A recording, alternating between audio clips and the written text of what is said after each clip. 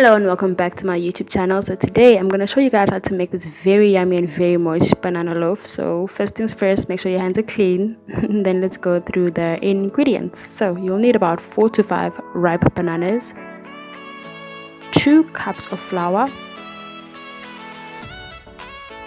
3/4 of sugar, a spoon of baking soda, 2 eggs, half a teaspoon of salt and half a cup of butter. Then you're going to need to get a bigger bowl now and move some things so that you can have some space, and then put your flour, add your soda, add your salt, and then get a wooden spoon so you can mix everything together well. And make sure you use one of the biggest bowls you have for this process, because this is where you're going to mix everything else now together in the end. So yeah, now get another bowl where you're going to add together your sugar and your butter.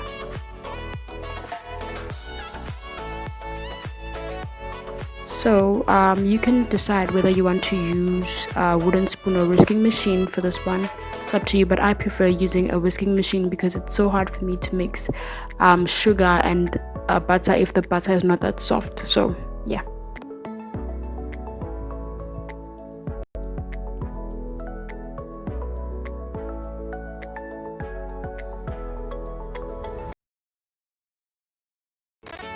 Beat together your 2 eggs now with a fork, beat it well.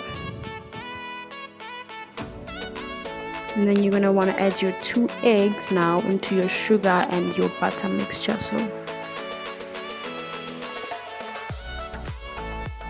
And then I went back and I used my whisking machine for that process. Now you need a separate bowl where you're going to put together your bananas now. So peeling them off and just putting them together in one bowl. Oops. So personally I don't like this black or brownish part of the banana, but it's not poisonous or anything. It's up to you guys if you want to put it in there. Make sure you blend your bananas well now. As you can see, I think the first time I made this recipe I didn't use really ripe bananas, so it was so hard for me to actually blend these bananas well. So make sure you do, because if you don't, then you're gonna get some chunks of bananas when you eat your banana loaf in the end. So make sure you kind of blend them well. As you can see, I'm trying to really make sure they're all blended well. Make sure you use ripe bananas. Overripe bananas are also usable, so it's okay.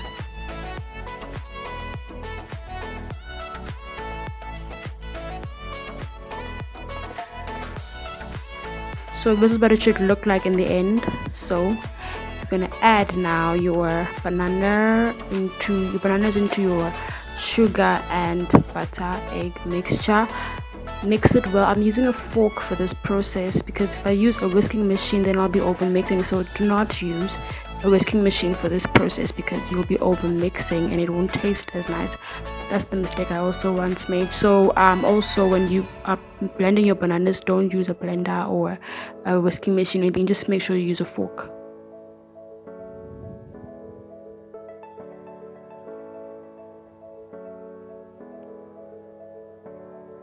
So now I'm going to go back to my mixture, my dry ingredients mixture, and then I'm going to add some cinnamon. I'm not going to measure it, I'm just adding because I love cinnamon. And then I'm also going to add some baking powder. These 2 ingredients were not in the beginning of the video when I was showing you guys the ingredients, so it's not compulsory to use them. I just prefer using them because I just like it when it rises, and I also like the taste of cinnamon. And you can also use what's this called? You can also use raisins as well if you'd like, or some nuts. It's up to you, or chocolate chip. You can be fancy, you know. So I'm adding now my banana, egg, butter mixture into my flour and my other dried ingredients. I'm mixing well with a wooden spoon. Make sure everything is mixed well together.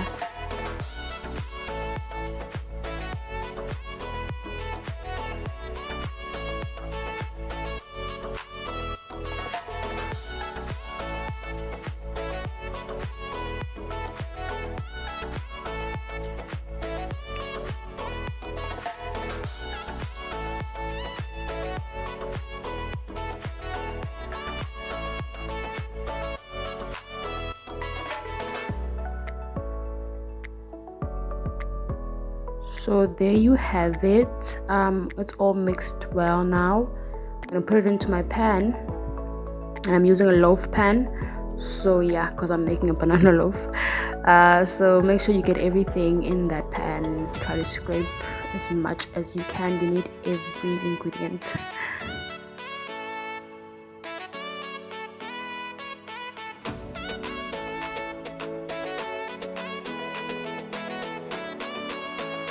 So now I'm gonna try to make sure that I'm gonna like level it up, make sure that all the sides are equal and it's everywhere in the corners. So yeah, I use a loaf pan. As you can see, I'm using one as well. I tried before using it in a different pan, didn't work. So yeah, I'm gonna put it into the oven now for about 45 minutes to an hour, and it's gonna be 180 degrees Celsius. So there you have it now. So there you have it. It's all ripe. As you can see, there's nothing on my knife. I was checking, it's all good. So now I'm just gonna cut it up for you guys. You guys see it looks yummy, ready to eat it. So we're gonna have a look. It's nice and moist, and there's even some steam coming out of this one because it was still hot. By the way, guys, I did not cover the pan up with anything. You don't have to do that, it's just gonna be moist anyway. So there you have it. Thank you guys for watching.